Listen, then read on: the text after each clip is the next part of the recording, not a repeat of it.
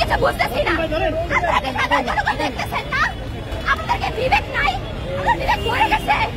তাহলে ঘরের মধ্যে আমরা চুরি করে বসে থাকি সরকার আছে কেউ এই জিনিসটা বলুন না ভাই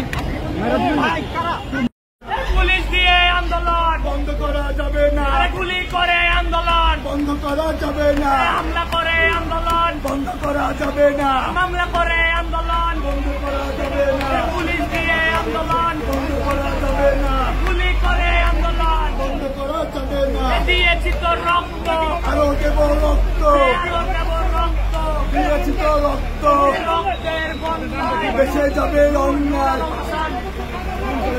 ইসলামপুর বিশ্ববিদ্যালয়ের আইনজীবী